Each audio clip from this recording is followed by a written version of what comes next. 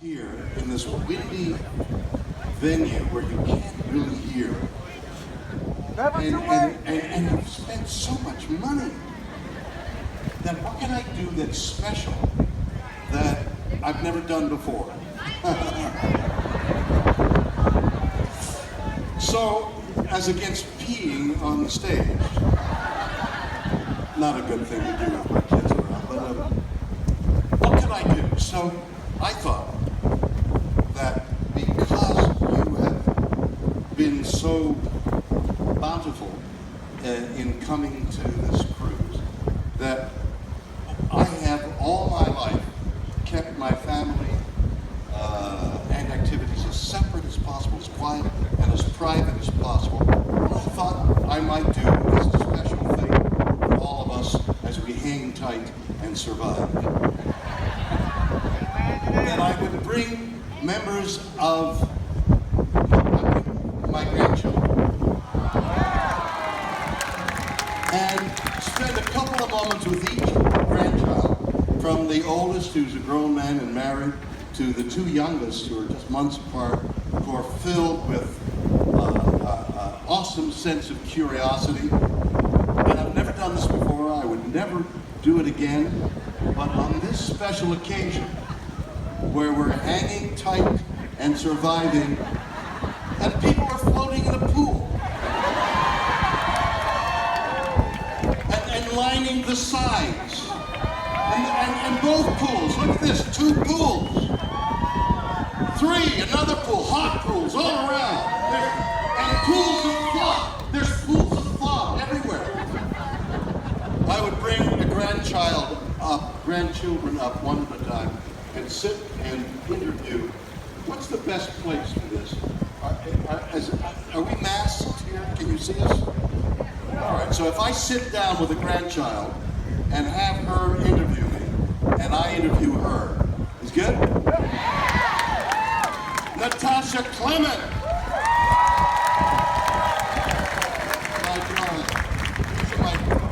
Hold it close to your phone.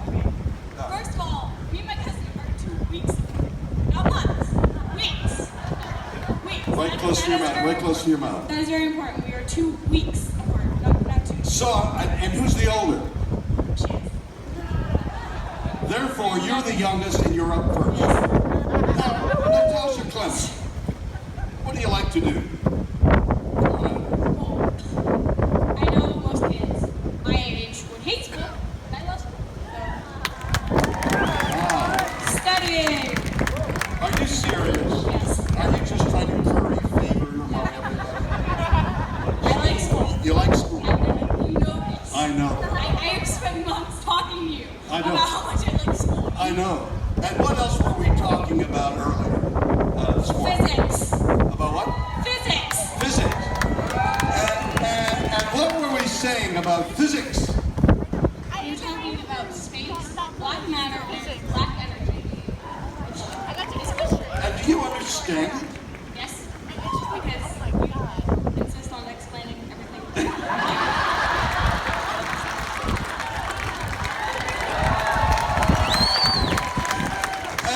And although school is wonderful for you, and you love school and you're very bright, what do you really want to do? Act! Because that is what I do. That's what you What I do. do best. Well, that's wonderful. My darling, you are a bright penny, and you're the most lovable grandchild. And now it's getting so I am, because I'm sentimental over you.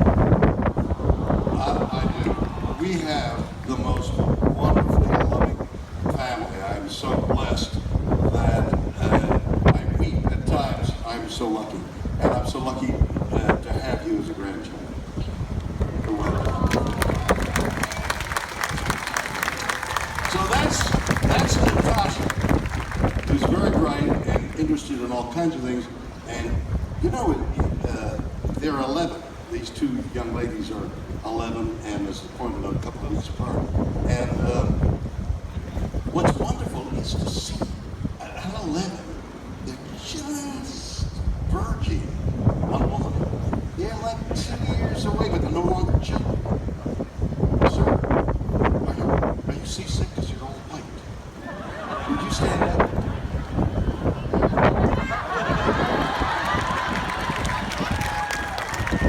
Hold tight and survive. So, these two young ladies are like, it's like watching an adventure as they move into womanhood.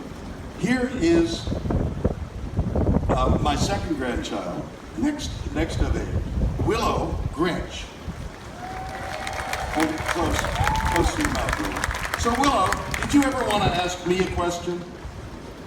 Every day of my life, but I'm too afraid to, so. Wait a minute. What do you mean you were too afraid to?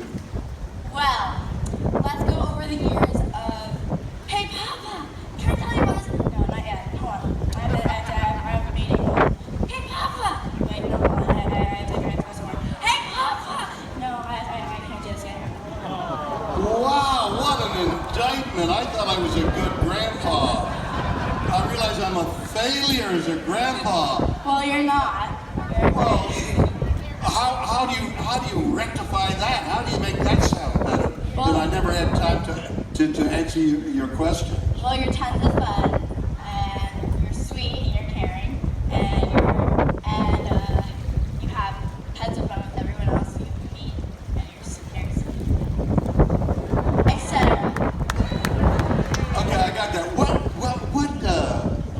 question that you've never asked me would you like to ask? Let's see. I've never been on stage before. There's something in the blood. What is your greatest desire for future present? For future what? For future. My great plan? To stay alive. I got plans to stay alive. I am not going to die on this trip, even though we can't make it to that island. Even though we have to stay at sea another day. I was planning to get on those things and all those other things. And do the cabana and swim in the... That's my plan, to stay alive. Are you happy with that, or do you want me to... Yes, I love it. Yeah? And what are your plans for the future? My plans are to be famous at anything. Famous at what? Famous at anything. Anything. Make a lot of money, whatever I do. I want to be a explorer then, so I can help animals.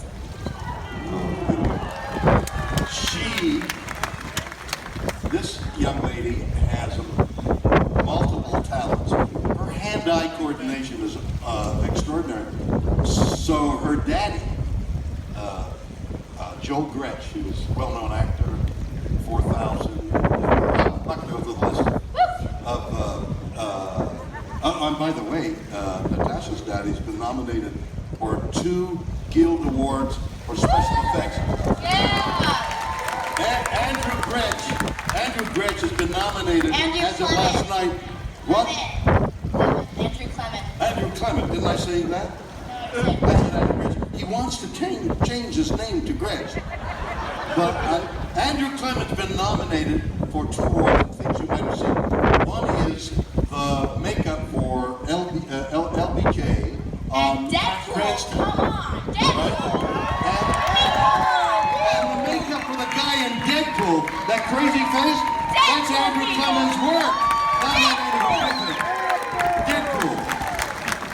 So. I've been a half a tomboy for half my life, and I watch Spider-Man every single episode. I'm not very proud of it, but yes, I am.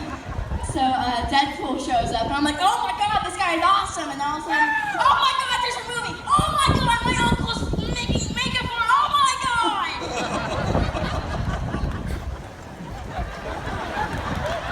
Where did they come from? I have no idea. That energy.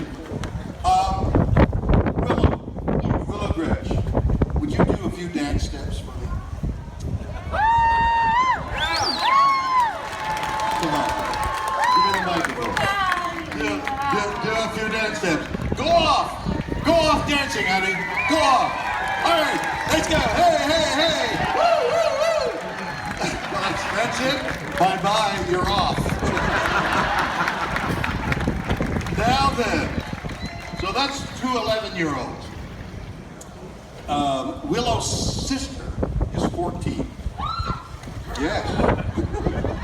When were you 14? And she's made the leap from starting off a woman to becoming a young woman. So here is Kaya Gretsch, who I saw in a stage play a month or so ago. What? What? You were in a play? I was? Oh, please. Oh, I remember. You're going to be sympathetic. You were in a stage play, and you played a grown woman. No. Well, what was it? I was Rapunzel. No, the other play. Oh, the other one, yeah.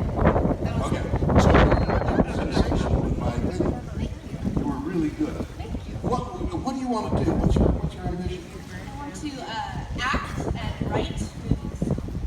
Wow. And how are you going to do that? What future? What is the future? Oh, actually, nobody Hope and has. pray, right?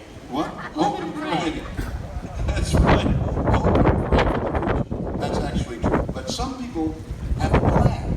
Like, this is what they hope and pray to and plan. Do you got a plan? Say Juilliard. Juilliard. Let's hope and pray. That's right. But what is the hope and the pray? I mean, how do you get to Juilliard? Practice, practice, practice. You're absolutely right. What do you like about acting? It's an expression that you don't get to express on the regular basis. So, yeah. That's it? Did you have a question? Kaya has many talents.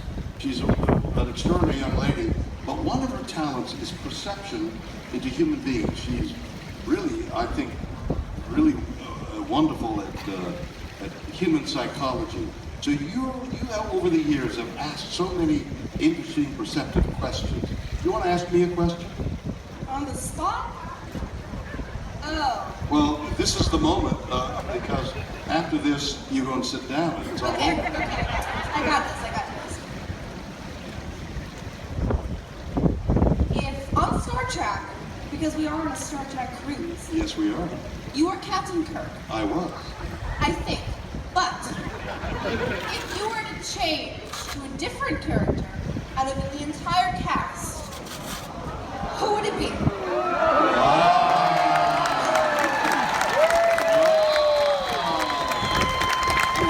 Wow. All right, I need your help on this. Okay? So, the characters, there was Spock and McCoy. Yeah, have you seen any Star Treks that I was in? No. I like the one with the cute guy. I was the cute guy. That's weird. For your grandpa to be the cute guy. That was 50 years ago. Look at me. I love you. I love you too. I wouldn't be anybody else but Captain Kirk. Actually, that's true. I mean, Spock with the ears, that's too much. McCoy, he's too emotional. I got the girl all the time. That's really good. I would stay and be Captain Kirk for the rest of the time. Thank you so much, my love. You're welcome. So that's the three girls in the family. You can see how much fun they are. Not all the time. I have two older guys by my oldest daughter. And the first one is Eric Walker. Come on up here. So Eric is 23, and you can see a handsome, athletic guy. And my fondest memory of Eric as he was growing up was over on the weekends of we were all in Hawaii, and he was about 4, and he loved to run. He was and is an athlete, and he loved to run, and he'd say, "Papa, send me somewhere." So I'd say, "Run down over there." He got some back, little tiny. So he'd keep running. I'd say, "What do am I doing now? Run back. And the whole family has this vision of Eric Walker running useless back and forth. And we kid him about it now. He's a graduate of USC San Luis Obispo? Cal Poly. Cal Poly. Same thing. And he evidenced an interest, a curiosity about how buildings are made and how to organize. You know, we all pass by a massive building and see trucks going in and out, people climbing ladders, and how do they know what to do? At Cal Poly, they teach management, how to manage a building. That's what he studied and learned. That's where he's working now. But Times change. so he went to university, graduated at the top of his class, was valedictorian, was an incredible student of that skill. 22 graduates. 6 companies were after him before he graduated. He picked one. They thanked their lucky stars they got, Eric Walker. And then one day he calls me and he says, I quit. "You quit, for God's sakes, man! You got a scholarship and everything. What are you going to do?" I want to jump into the tech industry, and it's very different than construction. Yeah, but as you pointed out in one of our conversations, you've been taught to organize, and to organize an act group is part of a subsidiary skill, right? Yeah, in the construction industry, I can do more than what the responsibility that I was given. While I was at Cal Poly, I was building an app with some guys up there, getting to kind of be the CEO of that, and let that run through, and going from that level of responsibility down to the typical day job wasn't for me. So I quit, and now I'm doing the app. And nobody's paying you. That's right. Oh yeah, great. So what are you gonna do? Go live at your parents' home? Already done. Thank you, Eric. Well done, baby. And Eric's older brother, Grant Walker.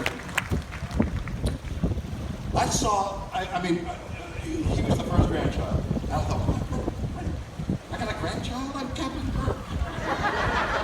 How can I have a grandchild? So I said, nobody's going to call me Grandpa, that's for sure. So when Grant was like a year old, Beepop. I said, I'm Beepop.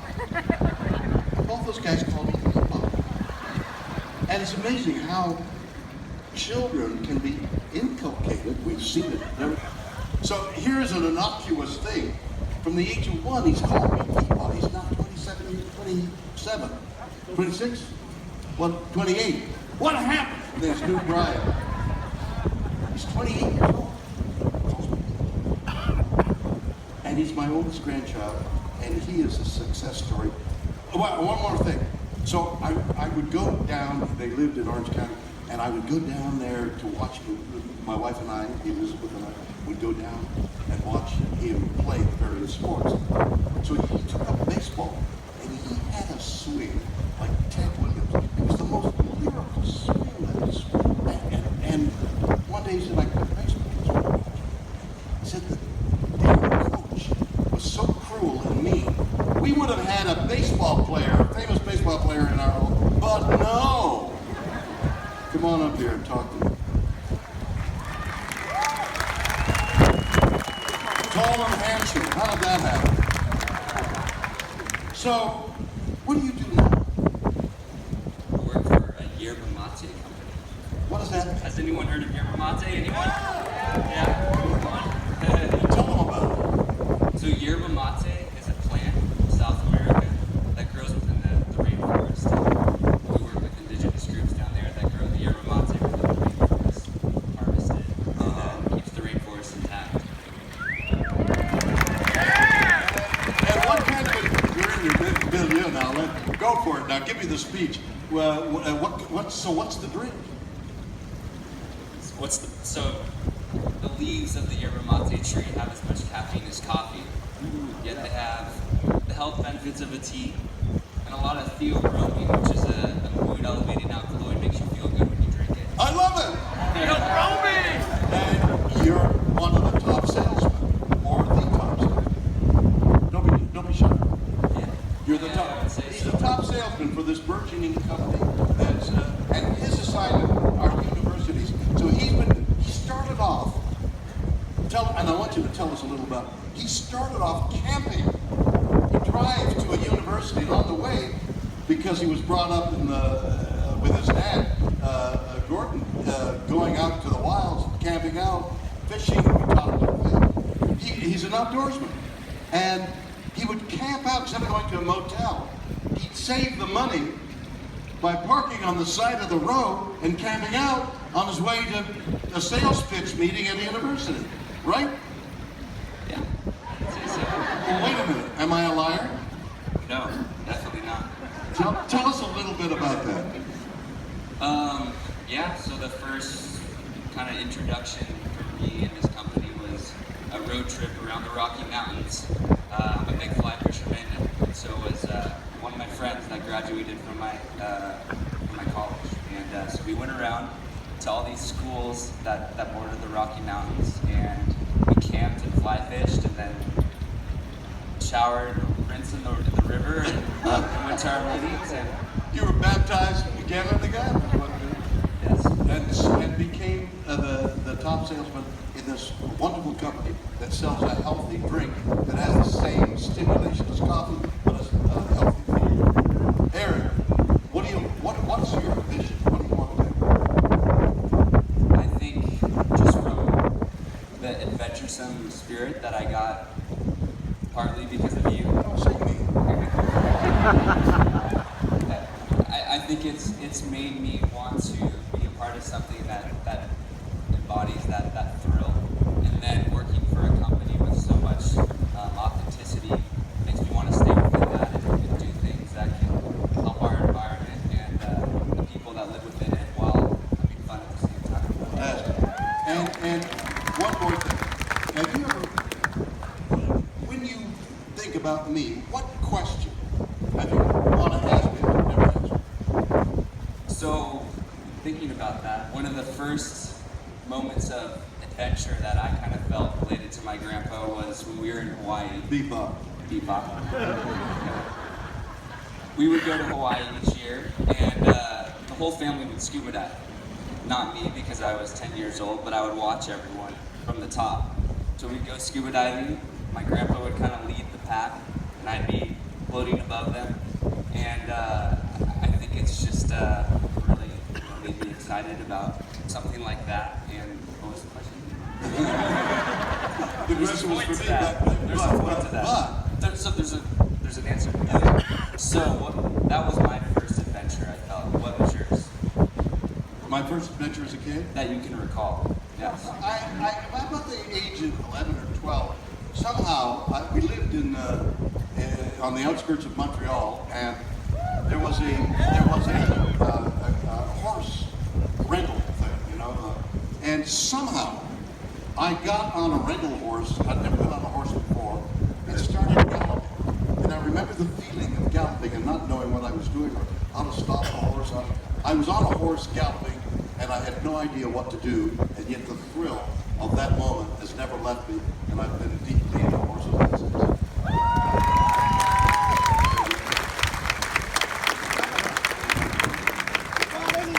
So, those are my grandchildren. I was at a lecture the other day here, Lawrence Krauss. Have you been to Lawrence's? And I did a special recently that'll be out soon. And in Canada, it'll be somewhere a little later in the States. And the title that we shot it with is The Truth is in Our Stars. And it was supposed to be, sold as a 50-year celebration of Star Trek. I had tried to sell a 50-year celebration show to every network I could get in touch with. But nobody was interested. Everybody wanted to go on a cruise. So I couldn't sell this, because we had grandiose plans, like worldwide in theaters. There'd be a lot of people worldwide. We'd be connected to a whole futuristic thing. It never worked. So somebody in Canada asked me to do the 50-year anniversary, and I said, okay. And I started off, and I've forgotten how we started off, but how it ended was I got to talk to astrophysicists all around the world, ending up with Stephen Hawking. I interviewed Stephen Hawking, and Stephen Hawking interviewed me. I made him laugh. I'm going to tell you more about it after we talk to Mr. Krause. And he invited me for dinner. So I went to dinner at Stephen Hawking's home. It was an extraordinary occasion for me, but what it did was raise my awareness of astrophysicists and their connection to science fiction. How closely astrophysicists speculate in the same way that science fiction speculates, except that astrophysicists try to make the mathematics prove their theory, and people who write science fiction don't care. It doesn't have to make scientific sense, it likes to make dramatic sense, which, by the way, there's a novel out there called, what do I call it, G-Force, the FBI in space 50 years ago. It's not G-Force. Anyway, there's a book about it, there's science fiction. Zero G, thanks. She's the one person that bothered me. So, this fascination with astrophysicists, which I've always had, was heightened by this show. So talking to Lawrence Krause right now is a thrill for me. I went to see his lecture. Larry, where are you? Lawrence? There you go. Nice to see you. Come and sit down and talk. It's great to see you again. Yes, from afar. From afar, and we actually did a TV show together. You don't remember? Memorable for me. Clearly not memorable for you, however. No, I remember it was a lousy show, so I'm trying to forget it. Right? You were great. Oh, you were great. But you made me call you Beepaw. I don't know. Very good. An astrophysicist with a sense of humor. So I talked to all these people, Lawrence, and I'm totally confused. I have no idea what they were saying. You don't show me. Well, I blunder around when nobody's looking. So there are some basic pieces of knowledge that I can't even understand, let alone the more advanced thinking based on this basic knowledge. For example, let me ask you this question.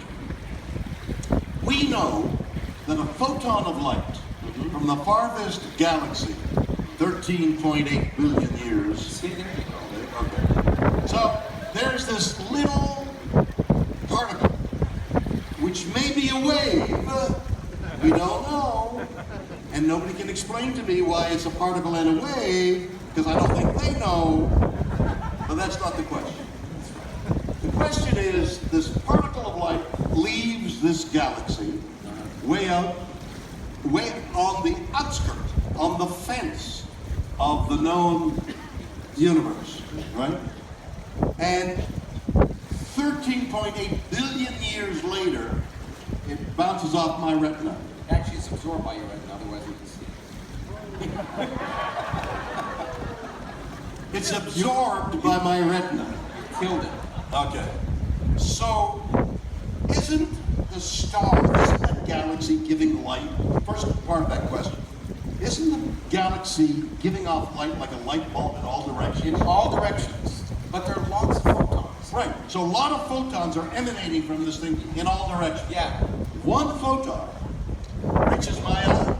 Your Or eye. is it a stream of photons? Well, I mean, there's a stream of photons, but your eye is actually an amazingly adept detector of light. It actually almost quantum mechanical limit. You can almost detect one photon, probably 2 or 3. It's an amazing That's the thing. flash of light you might get. And it's amazing that we can do that. That's as good as the detectors we can do. But what I'm seeing as I constantly look through It's a that stream of photons. is a stream of photons.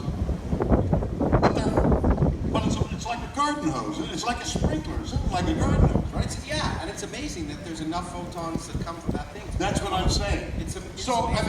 mean, we're in this tail end of the Milky Way galaxy. Somebody way out over there is getting that same another photon. It's amazing how sensitive we are to light. No, but Yeah, someone else.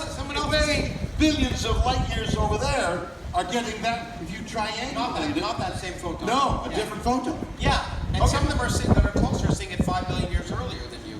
Because Because it's they're 5 billion. closer. Exactly. Okay, now we know this mysterious thing that a photon of light through a split. This is great. What do you call it? Split. Yeah, double slit. A double slit experiment. A photon. If you don't know this, you're gonna guess. This is great.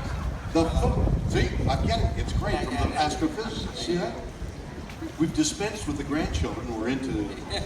A photon of light has two choices through this split and that split. It chooses to go to the left and it may choose to go to the right. Wait a minute. That's not all. It has an act of will or something. Chooses there. Next time it may choose there, or it may choose it twice. There's another factor that we got to ask you. There is the possibility, people have suggested this is real, that the photon of light on its way to the split sends back a message, this is where I'm going, so the photon of light is talking to the past.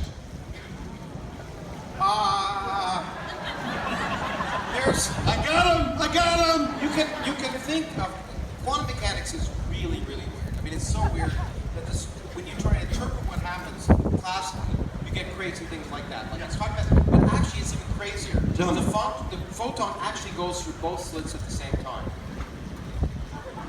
And And you can't measure it because you don't know where it is. can I make it even weirder? Okay, thank you. So if you don't measure it, you can show that it goes through both slits at the same time. But you say, I don't believe you. I don't believe that. There you go. So I'm going to take a light, and I'm going to measure which slit the photon goes through. I'm going Yes. to take one photon at a time. And I measure it, and each photon goes through only one slit. And I go, aha, see? It only goes through one slit at a time. But when you look, the pattern has changed. When you look on the board that captures the photon, It's changed. so wait a minute, the Measure it, experiment is, this thing fires one photon. This board behind the slit catches the photon. So when you measure the photon, it goes through one slit, but the board that captures the photon sees it goes through both splits. Both. So that's so weird. And it, so it So goes wait a minute, wait a minute. It's so weird that words cannot express how weird that is. Exactly. You can't capture it in words. Because the photon also goes to the moon and back on the way to the slit. What? Honest, basically, it distributes itself everywhere that it can. It actually even goes faster than light as long as you're not looking at it. I often say quantum Wait a minute, mechanics. it can go faster than light as long as you're not looking at it? Yeah, so I Go faster than light? While you look that way, it's zipping over. It's like, I say quantum mechanics is like Hollywood or White House. If you're not watching, anything goes. Right? Now that's weird. It is. It's weirder than you can possibly imagine. So it's also weird. So that's one question. So you really don't have any explanation. I can explain the mathematics, but The mathematics, you mean there are mathematics involved that explain these? yeah, absolutely. It's really Like what? 2 + 2? no, No, seriously, I mean that. When I hear about mathematics being philosophical and expressing things we can't even say, how is it more than 2 + 2? well, it's it starts with 2 + 2. Okay? Yeah. And in a little while we can Where work does beyond it that. Actually, as far as we know, it doesn't. That's what's great. We're inventing new mathematics today. How can 2 + 2 be anything else but 2 + 2? Well, in base 2, 2 + 2 is 0. What? I love it. You know, see, okay, wait, okay. So interviewed Stephen Hawking. Yeah. Okay. And I'm going to ask you this question as well. So I had to submit the questions to Stephen Hawking. Takes a while. Because I'm sure, as most of you know, Stephen Hawking, one of the great minds of the 21st, 20th, and 21st century, is got Lou Gehrig's disease, Lou Gehrig's something like it, but he's totally crippled, in a wheelchair, slumped over, and all that moves are his bright blue eyes and the slightest twitch on his cheek, to which a wand is attached. And he sits in the wheelchair with a screen, with a computer screen in front of him, and he taps out the letters to what he's saying or asking. So laboriously, and I sat where you're sitting now, looking at the television screen as he did this, and the screen A, B, W, H, A, T, A, R, E. So I asked him my questions that I had submitted months before. He gave me the mechanical answers. I've forgotten what the questions were, but they were innocuous. And then I said, because he had written me, he had questions for me, I said, Dr. Hawking, you have a question for me? And he started typing out, what are your favorite episodes?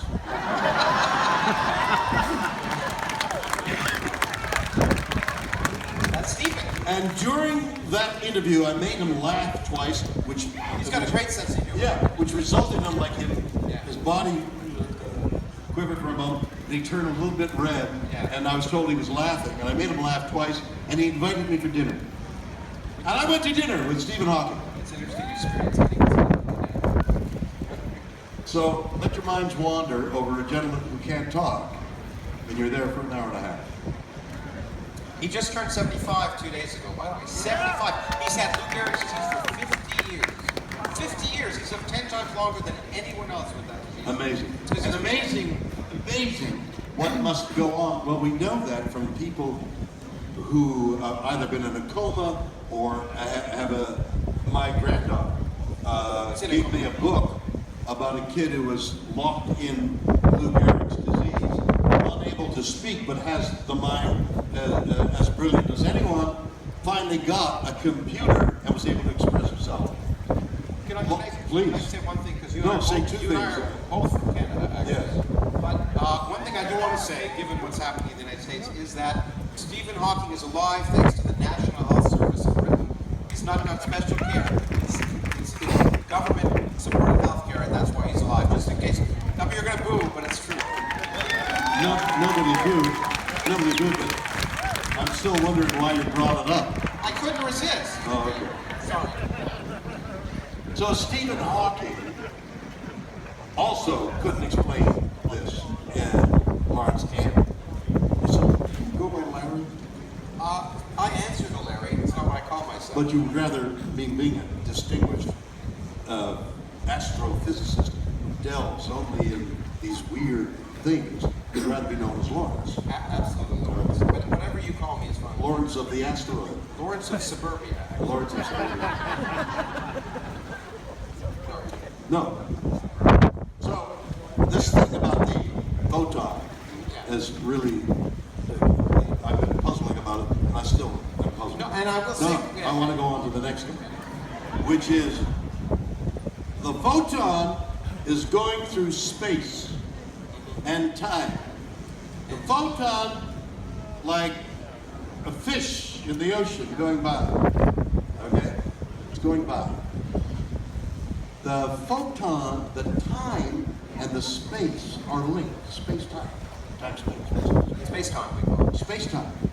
So I say to every astrophysicist I meet, can you explain to me why that photon that's reaching my eye had traveled 13.8 billion years and warped around gravitational bodies, so it went more than 13, well, it's 13.8, but it might be next door, but it went into the circuitous route. Right? Yep, you got it. So we don't know. So what is space-time? The thing just went through space and it took 13.8 billion years. What's the big mystery? Well, the mystery is the fact that space, the nature of space depends upon the nature of matter. You Now, curve. wait a minute. The nature of space depends on the nature of matter. If you weren't there, But matter is energy. well, no, matter and energy are the same thing, but That's they what both I'm saying. But they both gravitate. So you curve space around you. Yes. As everyone can see. Right. No, I didn't mean it that way. I didn't mean it that A way. little bit too much matter there, right? Yeah. My gravitational force is really good. Yeah, it is. You Yeah. have a very great force of attraction. Okay. Look at what happened. So, Yeah. you are a lightning rod for that. But so the nature of space, actually, you can't talk about space independent from matter, because the fabric of space is determined by the matter within space. Wait a minute. See, here's where you go overboard. Okay. I hope not. Hold on tight and survive. Okay.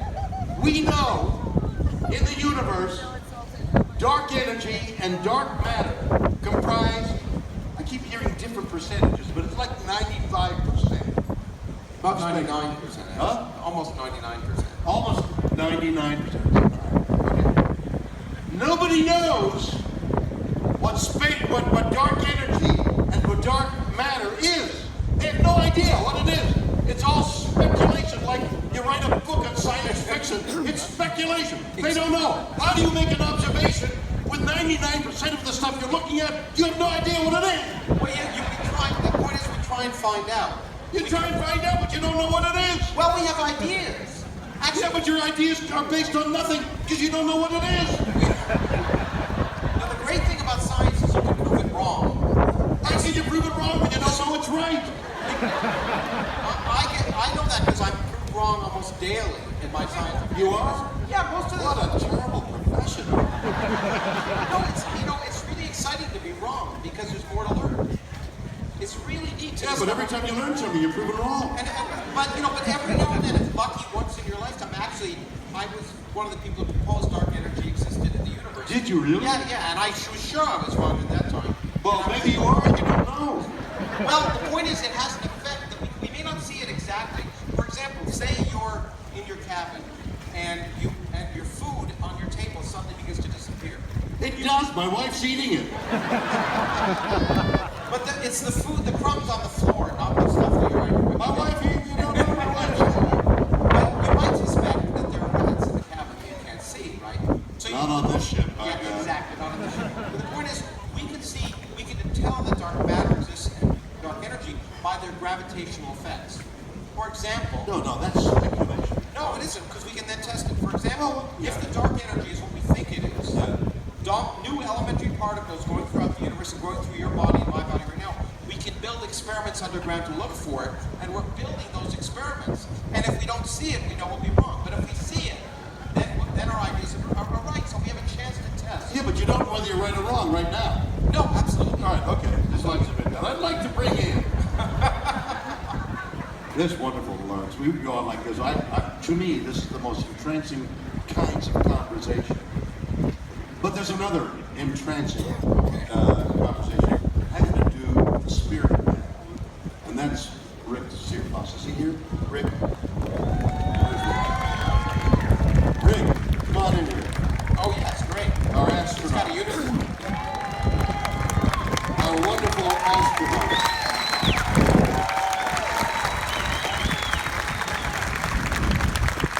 Here's a gentleman. Rick, what a pleasure, man. Nice to see you, man. Gentlemen, sit down. I believe that mic is on. So, Rick is an astronaut. Yeah, that's better than being Captain Kirk, I want to tell you. I wouldn't have done it without you. Sounds like my grandchild. The Canadian astronaut, Chris Ashford, Chris Hadfield, great guy. great guy, flew over Los Angeles in the space shuttle. Station. Yes, ISS? in the international ISS. International Space Station. Flew overhead for about 10 minutes. And I was given the opportunity to interview him while he was flying overhead. So I did some research on him, and I found out that he was a test pilot, and then entered the astronaut program. And to me, I took my sons-in-laws and my wife to drive fast cars a couple of weeks ago. We had the most fun driving a fast car, going at the limits of adhesion on a road in a Rose Springs racetrack. So we were going maybe 125 miles an hour down the straightaway at one time or another, the group was. That was as fast. That was a thrill to be going that fast. You're going, what, 18,000 miles an hour? Yeah, give or take. Give or take. As he flew overhead, I had 10 minutes to talk to him. And I thought, what will I ask him that might have some meaning? And I asked him 2 questions, and I'd like to ask you the same question. Okay. I asked him, as a test pilot, how do you deal with it? I mean, you're in a new plane, and you're wondering, I hope this mother flies. It flew 2 feet off the ground several times, and then 5 feet, and then you're at 10 feet, and now you're going to go to 1,000 feet, and will it survive going more than 150 miles an hour? Will it do 250? Oh, it did 250. Will it do 700? And will it do 1,500 miles per hour? At some point, the thing's got to fail, because if it doesn't fail, you don't know whether you've reached the limits, right? Yeah. So, are you thinking all the time, I'm going to die? Occasionally. Well, you actually have a very technical saying in the test pilot business, better lucky than good. But seriously though, it's the test flying business is a very conservative business, because we know, we're doing things for the first time. So risk mitigation, it's one step at a time. It's something we call build up. You don't take too far of a leap forward. We don't quite boldly go as far as we just one step at a time and incremental, and because it's going to be exciting enough as it is on the normal. Right. Go slow and steady. By the way, Chris and I, he went to the U.S. Air Force Test Pilot School at the exact same time I, as an Air Force officer, was on exchange at the U.S. Navy Test Pilot School. So we're in classes. I've known Chris since 1988. Incredible guy. A terrific guy. He's a hell of a singer, too. Oh yeah, and I'm not. So we won't go there. I can teach you. Okay. All right. Hey, I will follow my captain. Say after me. Oh, say, can you see? Is that a life admonition? Don't risk too much too soon, too fast? Is there risk in that? Yeah, it's very, and quite honestly, these days with the expense of the systems, it's as much about screwing up for the whole expense of the system as it is the human life. There's a little bit of cold calculus in there. You don't want to bring the program to a screeching halt and lose the asset. But it's sort of the nature of the business, and we get a little bit jaded to it. Both Chris and I were fighter pilots before. When I was in Lincoln Heath in England, we lost 6 airplanes in 3 years. Through accident or flying into the water. I flew into the water one day, didn't come home. So you don't ever get hardened to it, but you recognize it's out there. But I'm thinking, Rick, you're in a new plane, and you're flying high enough and fast enough to end your life. Is there a tickle in your brain? I hope I get home tonight. There's shepherd's pie. The wife's making shepherd's pie. Yeah, it's a little subroutine that's running in the back, but you're very, very focused on what you're doing. And pilots call it, not just test pilots, but in general, your guys and gals who are up front in your commercial airliners, we call it compartmentalization. It doesn't matter if you got issues going on at home or financial problems or whatever. You get in that cockpit, close that door, you better be focused on the checklist and procedures. So it's a matter of procedures. Procedures and training and the culture as well. I mean, it's kind of a cold-hearted saying that's common in fighter squadrons. Death before embarrassment. Look bad in front of your colleagues. By looking bad, you mean being a bloody mess. Yeah, exactly. Or just really not hacking the program. Culture. What did you take with you when you then became an astronaut? What worked for you as a test pilot? What worked for you as an astronaut? Well, much the same. The astronaut's job, or at least the pilot astronaut's job, is very much a test pilot's job.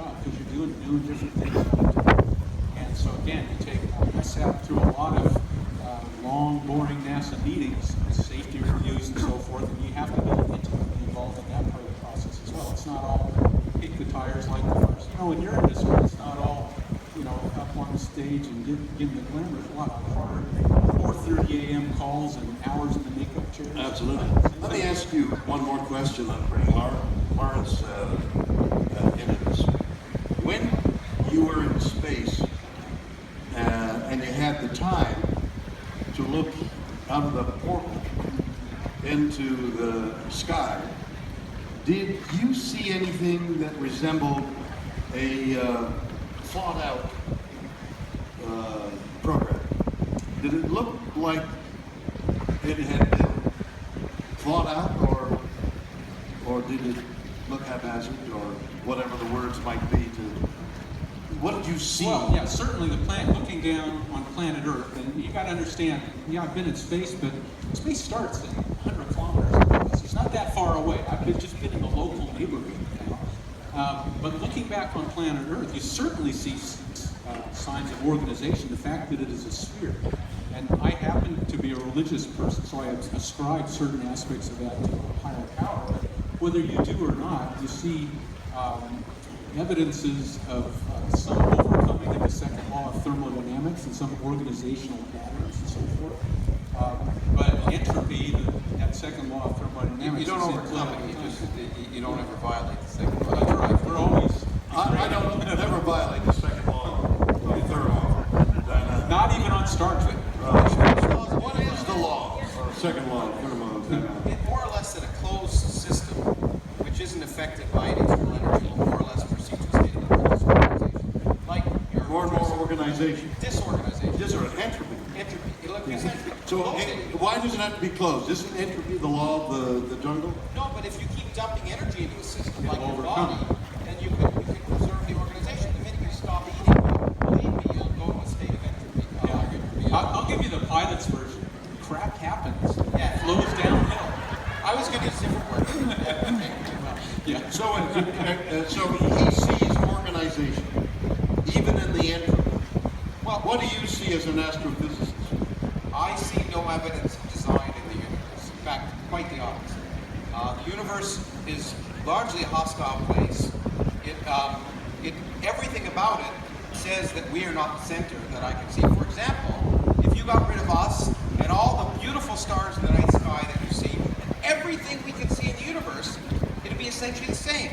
We are a little bit of pollution in a universe, a sea of dark matter, dark energy, that would go on existing in the form it has, even if we and everything we were Except we are aware that we're a little piece of dust. That is amazing. That's the amazing part. And it really is a remarkable thing, but you know, and we don't understand it. But the really important thing is that lack of understanding is not always evidence for God. It's usually evidence of a lack of understanding. What do you say to that? Well, for me, my view as a religious person, you know, that's conditioned by the way I was raised and so forth, my feelings. I considered it a different way of approaching or truth. I mean, as a scientist, I have a training background in engineering and the sciences, and I don't approach my religious beliefs in the same way as science. Separate, distinct. I don't think they're mutually exclusive. And certainly there are people of faith in science and there are people not of faith, but it's very different to what scientific method. Wait a minute. I don't understand why, whether entropy begins or ends, or shit flows downhill, or the void of the universes that expand and throw material out and come back in, the galaxies that form, that don't form, and black energy or black matter may or may not exist. Why does that fly in the face of a religious belief? Why isn't it just something we don't understand that may or may not be created? I think to make it quite clear, two things. First of all, science cannot disprove the existence of God. I mean, nor can I disprove that there's a teapot on religion. So what science asks is what's likely and what's unlikely. And so what I would say is that science there's no evidence of anything supernatural in anything we can see. And certainly when Rick's doing his flying and I'm doing my physics, we're using laws, we're using things that come from experiment. We we don't assume any supernatural forces twiddling the knobs. So when it comes to the physical universe, you just don't need God. So in fact, there's a friend of mine who's a famous physicist and a Nobel Prize winner, who's also an atheist, said most scientists just don't think about God enough to even know if they're atheists, because it doesn't. The whole question doesn't come in when you're in the laboratory. You don't, and so it's a very personal thing. But what is really true is there has been and is no evidence of anything supernatural. That doesn't mean it doesn't exist, but it just means Any of the dark matter or dark energy. no, there is evidence for that. Yeah. No, there's no evidence. There is. You're trying to prove that it exists. No, if there was no evidence, we wouldn't propose it. Well, why not? You speculate that the Earth was flat. I don't speculate that there No, but people did. There's no evidence and that that's it's round. and then they were wrong. Right. And that's the great thing. That's The the biggest beautiful thing about science. You got it. That's the beautiful thing about science. Is you can prove things wrong. What science can do is not prove things right. Science works by proceeding to prove what's wrong, and it's like Sherlock Holmes. What's left over after you prove all these ideas wrong? What's left over to survive the test of the experiment is probably right. I got it, Larry. Okay. Ladies and gentlemen, hang on tight and survive. Thank you so much.